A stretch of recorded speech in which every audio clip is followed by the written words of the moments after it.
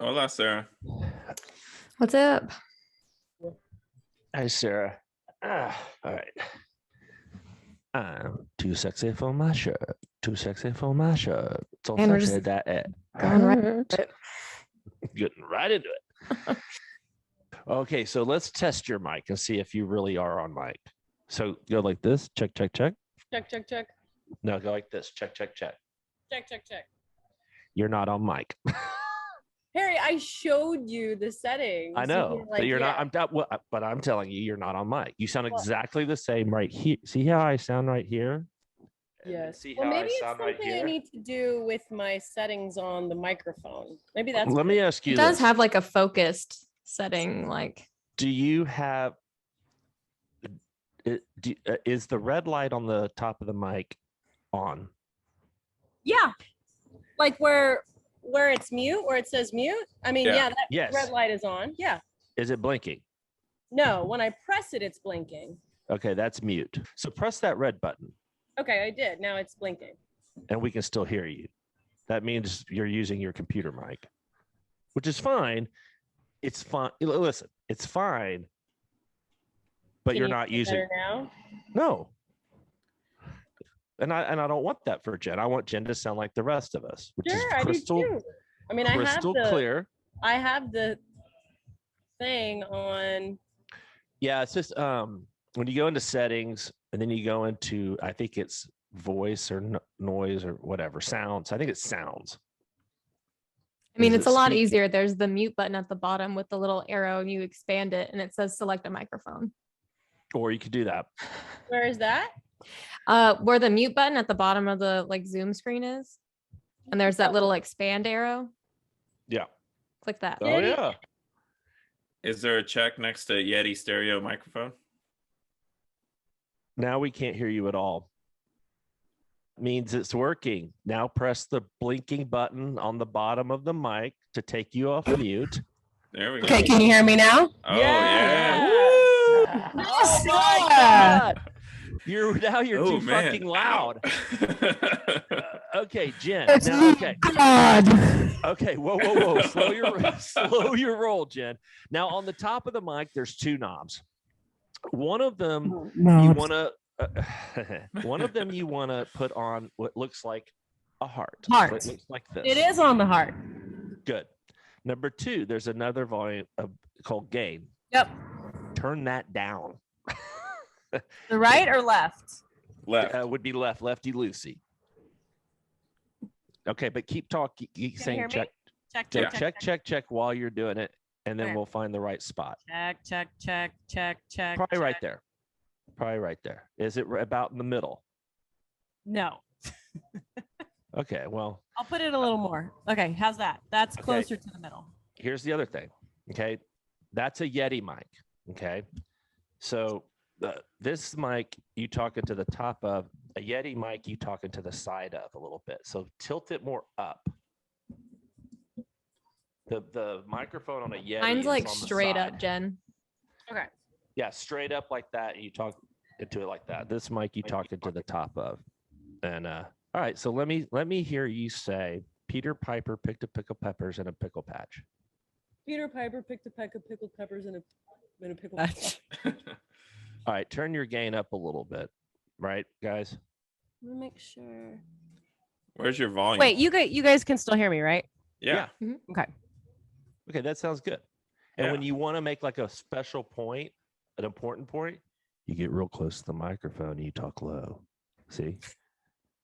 And if you want to be crazy and you're talking like this, like I can't believe what's happening, you do it away from the mic so you don't blow everybody up. This is I'm just gonna keep close to the mic. Okay, so now that's too loud. All right, so we got a lot to cover.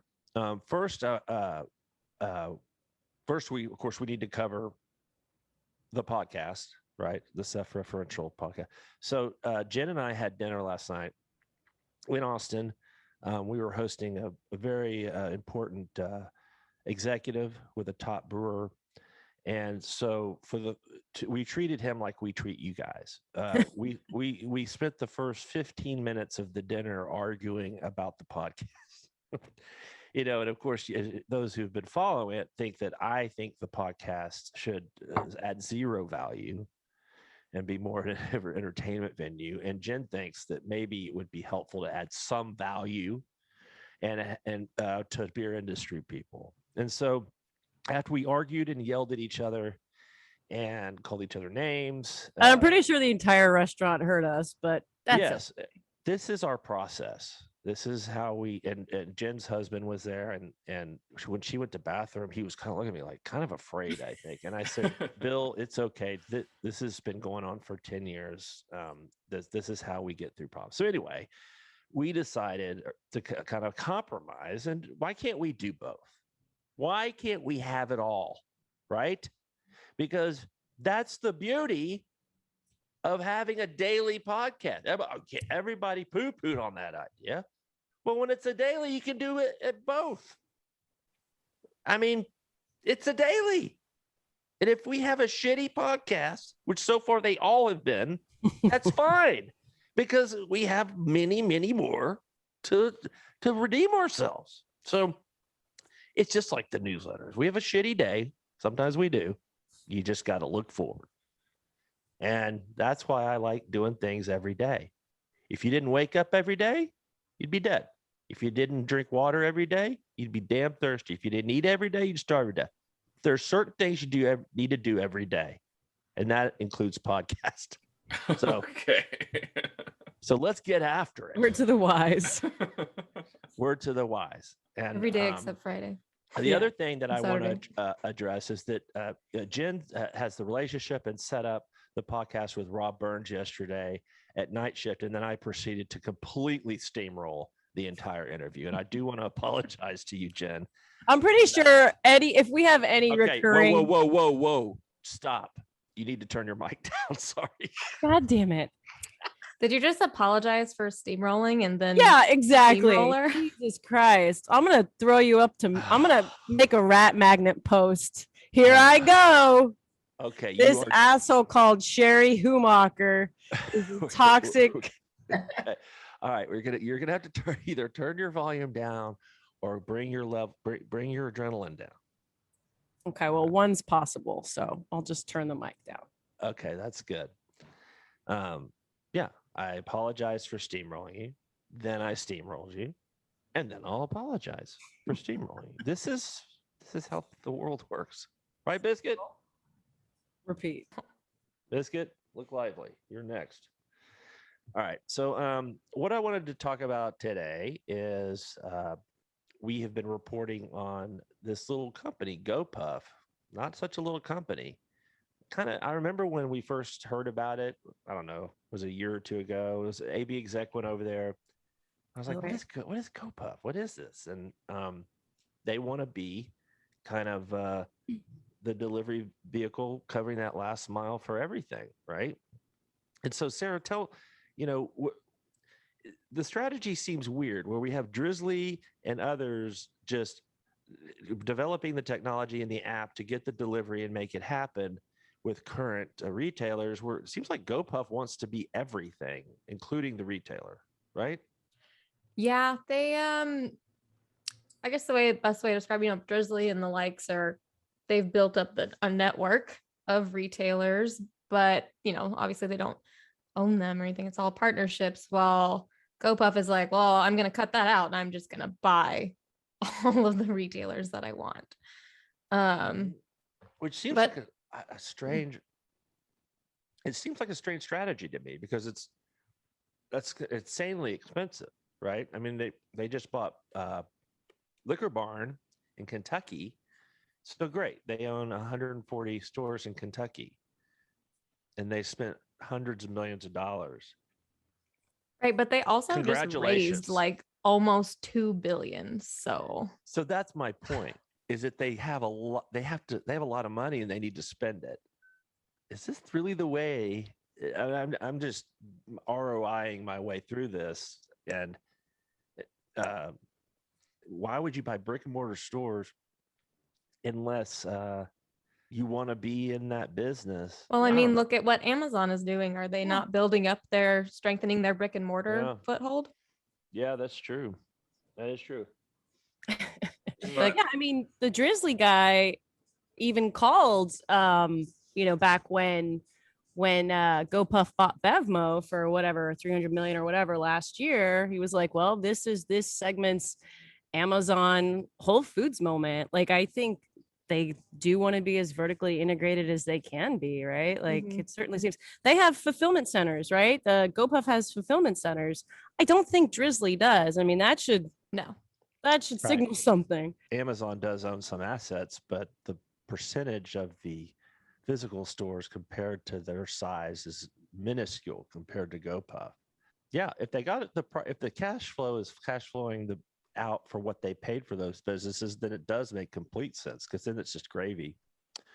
How much of it is owning retail in Kentucky, and how much of it is just owning one of the hottest segments in wine and spirits, or in all of bev-alc in bourbon? Yeah. I mean, why would you buy 140 stores in retail stores in Kentucky other than bourbon?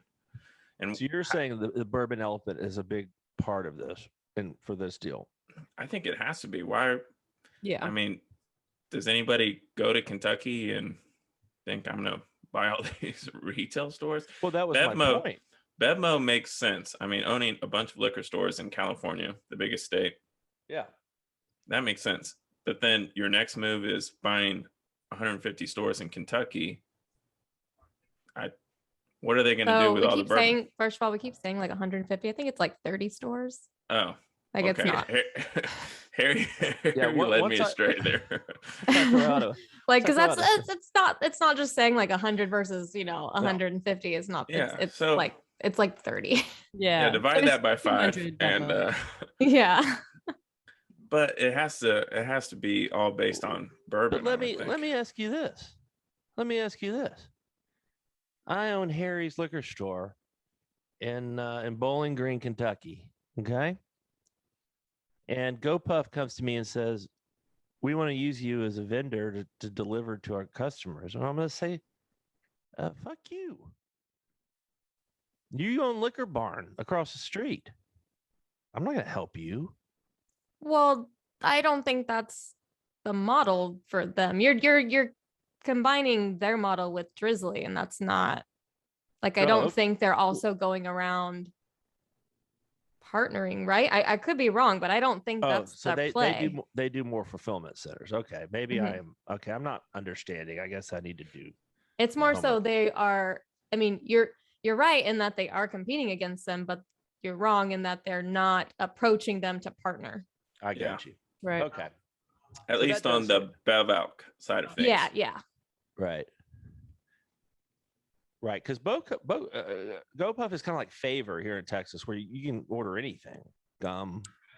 Yeah. What is it? Instant needs category, or which is interesting.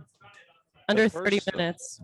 The first thing I ever ordered on Favor was one of these Camel Snus. In fact, I'm gonna have one right now. It sounded like an integrated marketing ad. The best This time. is the first thing I bought. And you know what? I'm gonna have one. Wait, Jen, did you just say for the relaxing time? Yeah, it's Snus time. Make it every time.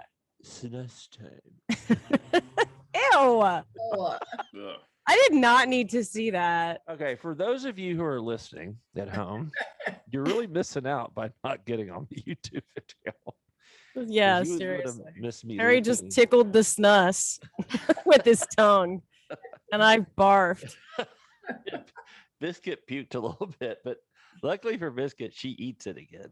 So Ew. there's nothing, no mess, no fuss. No fuss, no muss, right, Biscuit? I wish you'd eat your poop too. But yeah. So anyway, Jen, what was the other thing that we were going to talk about? Well, a couple things, I guess. And so man, we're giving our quasi-competitor a lot of plugs here. But again, that beverage alcohol retailer conference I went to a couple weeks ago here in Austin, they had a 3-tier panel. I was like, okay, what is Harry's limboing? Okay. They had a 3-tier panel with one of the guys, I think the national sales guy from Campari and Southern Glazers, aka the Reyes of the liquor world. You're not going to believe this. I'm sorry to cut you off and steamroll you, but the daughter of the guy that owns RNDC just walked by my apartment. I swear to God. I swear to God. The daughter of the guy that runs RNDC. That's not creepy. It's Alan Dreven's daughter just walked by. Alan is one of the partners with Bill Goldring and others in RNDC. And they live in San Antonio, and she just walked by. You are such a creeper. What do you think I do all day? Just sit here and watch the people walk by. My apartment is right here in the middle of the bustling Pearl district. This is where all the peoples are. All right, Jen, go ahead.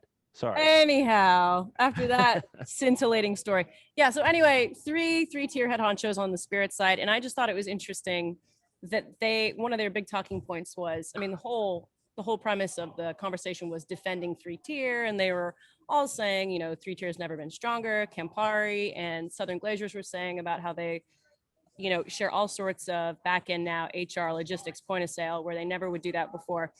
And they were all on the same page as to like talking to legislators about how great 3-tier is and, how we've grown sales and tax revenues for the states and ourselves while reducing incidences of drunk driving and all this stuff. But all this to say, they're in lockstep in their own legislative agenda, but also they're very interested in backing things like Drizly because they see it as a way to preempt perhaps the GoPuffs of the world, but the more egregious direct to consumer, because obviously people are going to want convenience. They're going to want delivery. So their whole thing is like, okay, well, let's prop up Drizly the 3-tier compliant way rather than let all these DTC bills go through.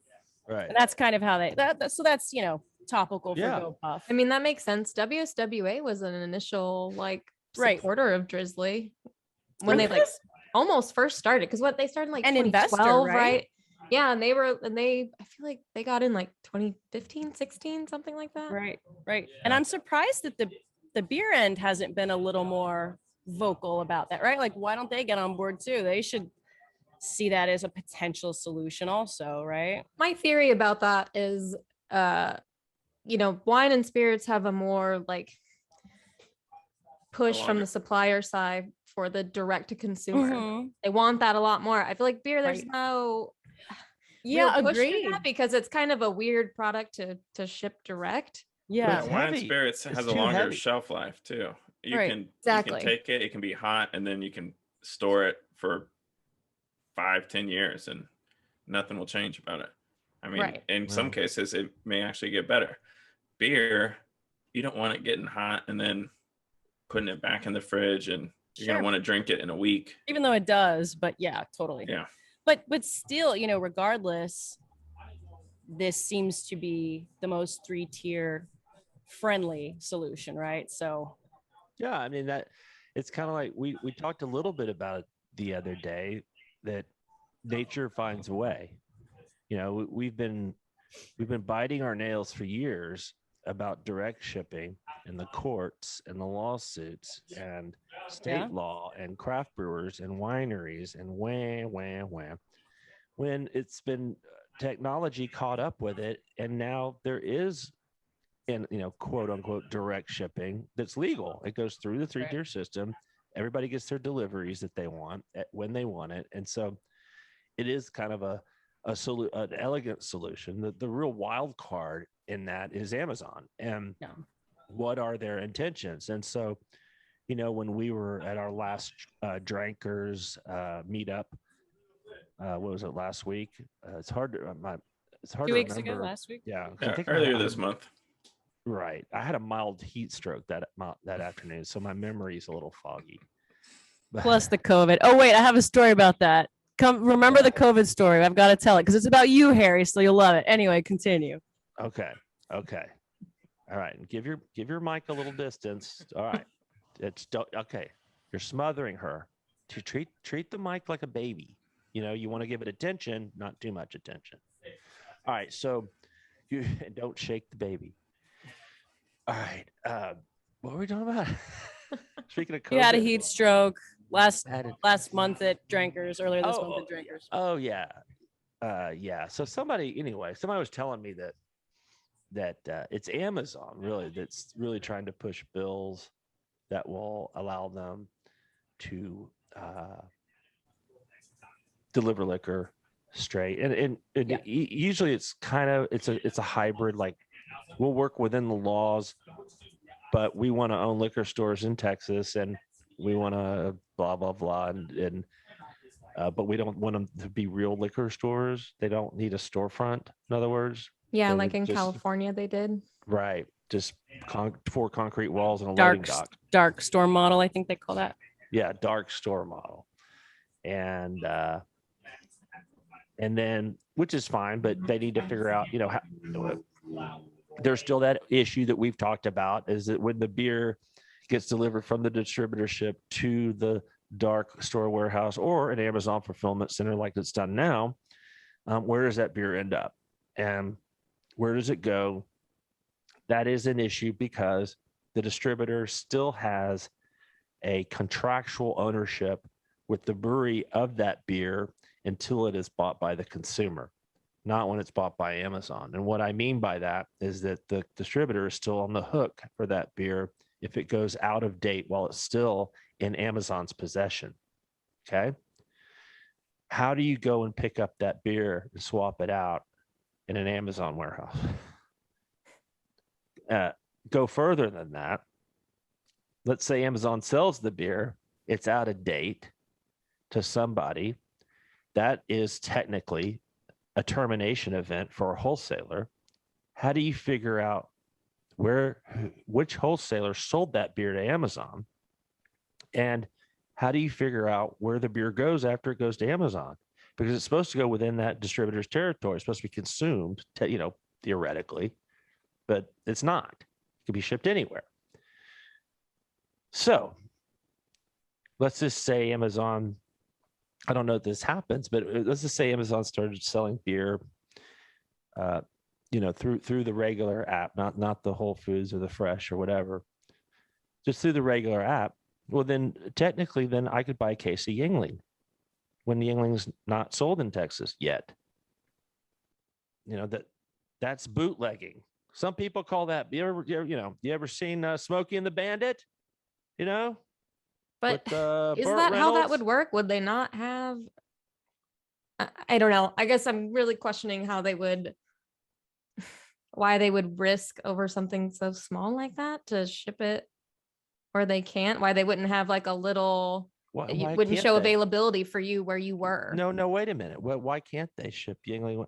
Is there? I haven't seen the law in any state that says that you can't sell certain brands of beer in that state. It's not being able to sell certain brands of beer. It's where it's produced and how Amazon you're shipping. Amazon's not a party to the contract between the brewer and the distributor. So you're saying it went through a distributor sent it to Amazon, and then Amazon sends it wherever the fuck they want to Alaska. Yeah. Which they do. They don't buy their batteries in the same state they ship them to. Well, that's batteries. There needs to be some sort of territorial. Something where distributors can wipe their hands clean of whatever goes to Amazon, because it, like Harry's pointing out, it creates a huge kink in the 3-tier system, and distributors are still on the hook for something that's why they're out of control of. That's why the wine and spirits companies don't care, because their product is not perishable.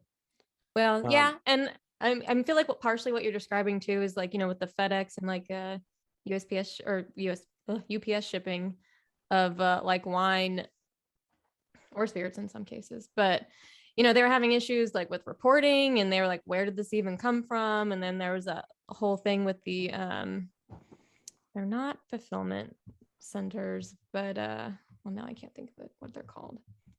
It's like in California, they like house them, or different states, and that's where technically where it's shipped from. So it has a different name on it instead of the winery.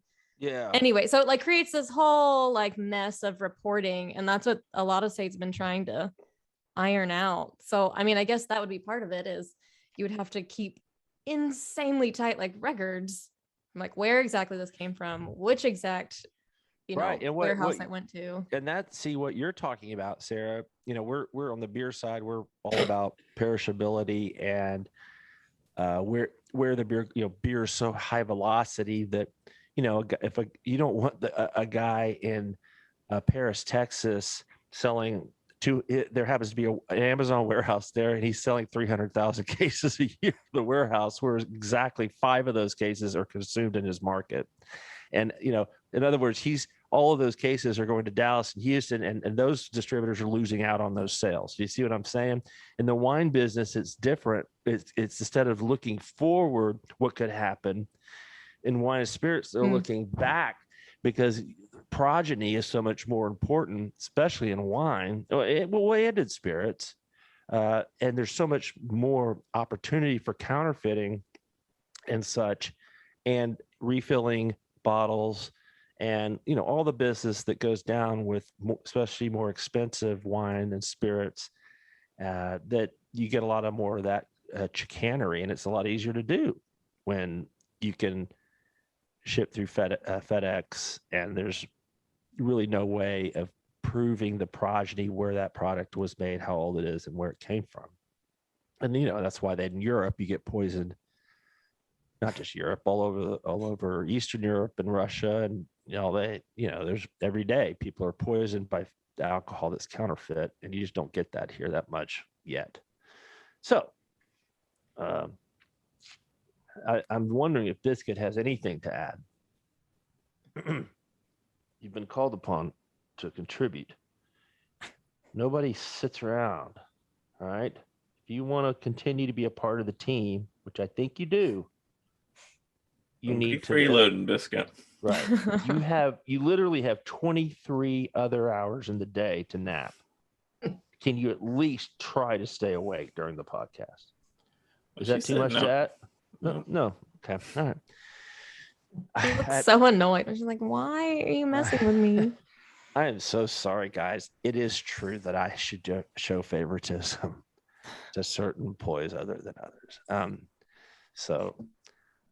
Biscuit, you're making me look bad. This snus tobacco is really. So Millie has to listen to it and get blamed. I get all 2 punch.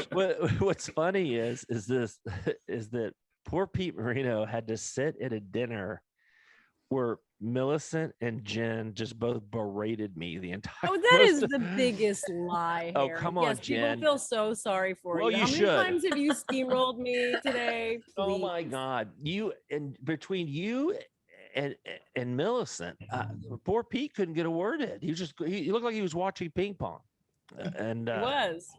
Well, he was. I don't even remember him talking. Did he tell a story? Yes, he told plenty of stories. He told a story about how he owned a restaurant. I know, but that came out of left field. I mean, so we shouldn't talk about Pete's business. Okay, sorry. On the podcast. Maybe Marino, we just talked about all your private shit in your business. So well, we can edit this out. Yeah, right. I'm gonna make several t-shirts for you, Harry. One's gonna say, "We'll fix this in post." Another one's gonna say, "Fucking hot girl summer." And then what are the others going to say? I mean, you've got so many insightful sayings. Well, one final thing about Hot Girl Summer. Part of Hot Girl Summer is not just everybody going out and drinking a lot and fornicating. The other part of that is that everything is in shortage. Everything. Yep. And we went to a place that the only reason I go to this place called True Lux in Austin. The only reason I go to this restaurant, because it's insanely expensive, it's because I love their stone crab claws. There's only a certain amount of places that do that well, like Joey's or whatever. Joe's Crab Shack? Miami. Not Joe's Crab Shack. I was going to say. That's where I thought he was going. True Only these really Joe's nice Crab Shack. places. It's a really high-end place. Yeah. I'm not sure if you've heard Like of it. they It's just called bulldozed Joe's. in San Antonio. I know. I saw that. Crazy people, those pirates. But anyway, not Joe's. It's called Joe's Stone Crab. It's in Vegas and New York and all that. But we get there, and guess what they don't have? They don't have stone crab claws. And I'm like, it's called True Lux Stone Crab. You know what? And they haven't had it for weeks. They said the Chinese have bought all the stone crab in the United States, and we can't get any. And I was like, what am I going to get? And they're like, I don't know. We've got a few old carp and, Carp. An old steak back there that's been aging. An old steak. And crab steak. And remember Millicent, before you got there, I ordered a shrimp cocktail because I was starving.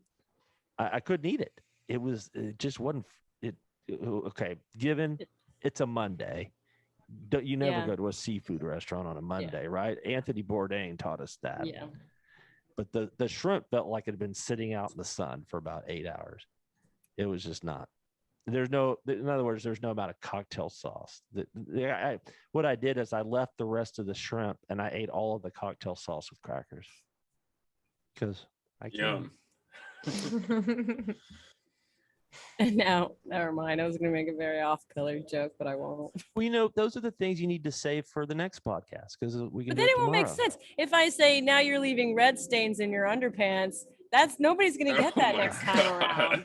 Nobody's going to get the reference. Okay, you're right. But they were actually brownish red, more of an A&M color. My God. Look who's back asleep. Burning the midday oil. All right, guys. Well, listen, I really appreciate you. Jen, I can't wait till tomorrow's podcast where I can whoop, whoop, bring out the steamroll train. Whoop, whoop. Yep. Whoop, whoop. This train's leaving. Better get off the tracks, Jen. I love you to pieces. Yeah. Hey, extra meta. I got to take this. Okay. Wow. All right, guys. Thanks for drinking beer. Check you. Hello. Check you later.